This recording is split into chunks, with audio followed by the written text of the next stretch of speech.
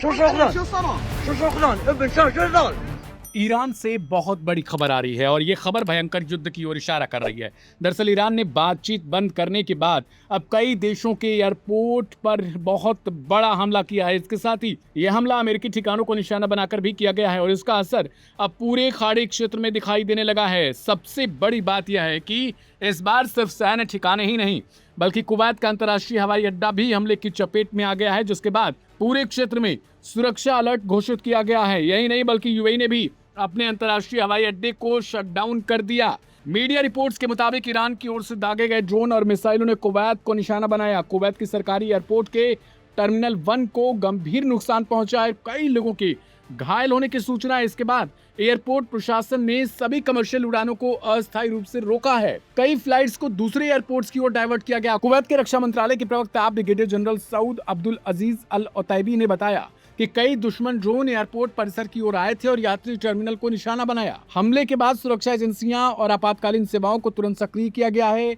घायलों को अस्पताल पहुंचाया गया और एयरपोर्ट के कई हिस्सों को खाली कराया गया। तो बहुत बड़ा हमला ये किया गया है। उधर अमेरिकी सेंट्रल कमांड यानी सेंटकॉम का दावा है कि ईरान ने कुवैत और बहरीन की दिशा में कई मिसाइलें और ड्रोन दागे थे।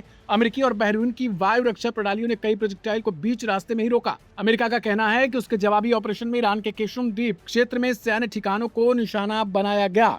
इस पूरे घटनाक्रम के बाद देखिए खाड़ी क्षेत्र की हवाई सेवाओं पर भी असर पड़ने लगा है। कुवैत के अलावा बहरीन और संयुक्त अरब अमीरात में भी सुरक्षा कारणों से उड़ानों पर अस्थायी तौर पर प्रतिबंध और परिचालन में बदलाव की खबरें सामने आई हैं। एयरलाइंस लगातार हालात की समीक्षा कर रही हैं और यात्रियों को यात्रा से पहले अपडेट लेने की सलाह भी दी जा रही है। सबसे अहम सवाल यही है, क्या यह हमला सिर्फ एक जवाबी कार्रवाई या फिर खाड़ी में युद्ध का एक नया चरण शुरू कर चुका है?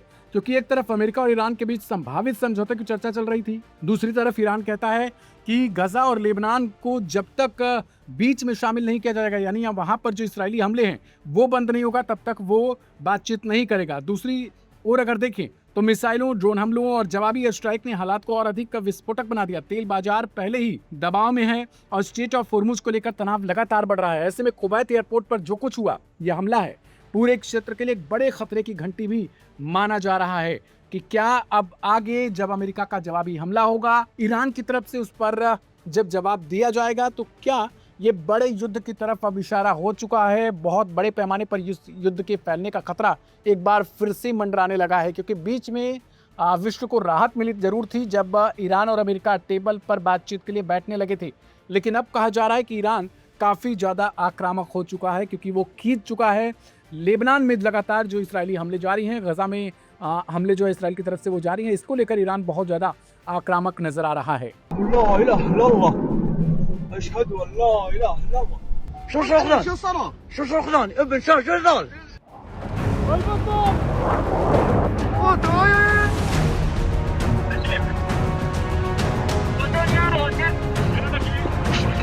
मिडिल ईस्ट में तनाव एक बार फिर बढ़ता दिखाई दे रहा है। अमेरिका और ईरान के बीच रिश्ते पहले से बेहद नाजुक दौर से गुजर रहे हैं।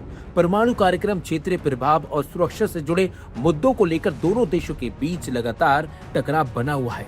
ऐसे माहौल में अमेरिकी विदेश मंत्री मार्को रूबियो के एक बयान ने पूरी दुनिया का ध्यान अपनी तरफ खींच लिया है। अमेरिकी विदेश मंत्री मार्को रूबियो ने पहली बार सार्वजनिक रूप से कहा कि ईरान के सुप्रीम लीडर मुश्तबा खामेनी जिंदा हैं और लगातार सक्रिय भूमिका निभा रहे हैं। अमेरिकी सीनेट की विदेश संबंध समिति के सामने गवाही देते हुए रूबियो ने कहा कि अमेरिका को ऐसे स्पष्ट संकेत मिले हैं जिनसे पता चलता है कि मुश्तबा खामेनी ईरान के महत्वपूर्ण फैसलों में शामिल हैं और देश की रणनीतिक दिशा तय करने में उनकी अहम भूमिका बनी हुई है। यह बयान इसलिए भी महत्वपूर्ण माना जा रहा है क्योंकि पिछले कई महीनों से मुश्तबा खामेनी को लेकर तरह तरह की अटकलें लगाई जा रही थी।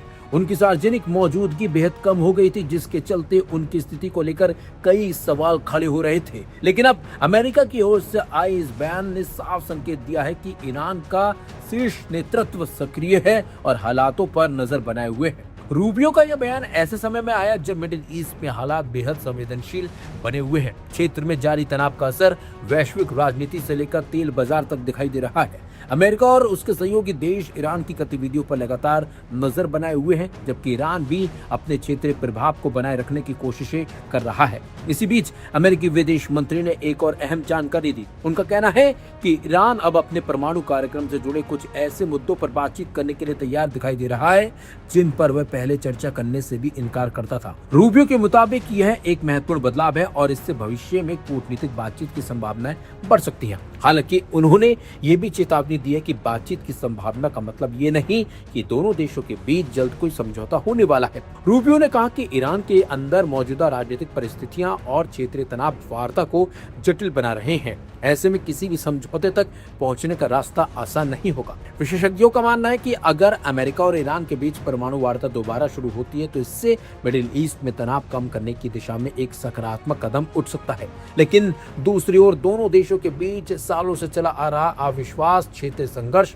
और रणनीतिक प्रतिस्पर्धा अभी भी बड़ी बाधा बने हुए हैं। यही वजह है कि मार्को रूबियो का यह बयान सिर्फ मुश्तबा खामेनेई की मौजूदगी की पुष्टि भर नहीं माना जा रहा, बल्कि इसे मिडिल ईस्ट की बदलती रणनीतिक तस्वीर के एक अहम संकेत के रूप में देखा जा रहा है। एक तरफ तनाव और टकराव की आशंकाएं बनी हुई हैं, तो दूसरी तरफ बातचीत और कूटनीति की उम्मीदें भी दिखाई दे रही हैं। अब पूरी दुनिया की नजर अमेरिका और ईरान के अगले कदम पर जा टिकी है, क्योंकि दोनों देशों के बीच होने वाला हर फैसला न सिर्फ मिडिल ईस्ट बल्कि वैश्विक राजनीति, ऊर्जा सुरक्षा और अंतर्राष्ट्रीय स्थिरता को भी प्रभावित कर सकता है।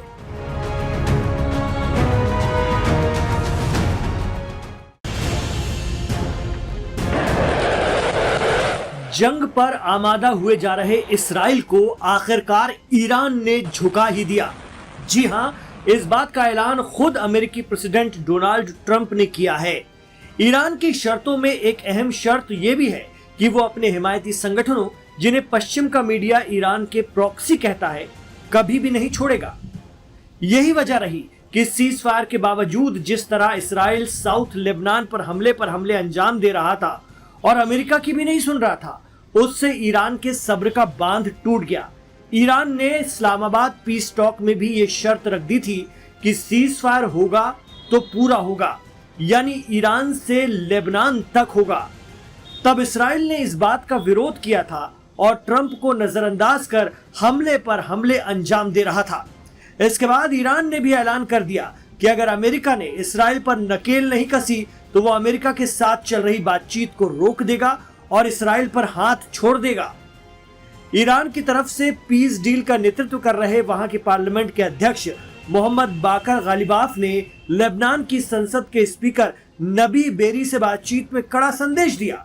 उन्होंने कहा कि अगर इसराइल का लेबनान पर हमला जारी रहता है तो ईरान न सिर्फ अमेरिका के साथ चल रही बातचीत को रोक देगा, बल्कि सीधे तौर पर इसराइल हिजबुल्लाह के बीच चल रही जंग में हिजबुल्लाह की तरफ से शामिल हो जाएगा।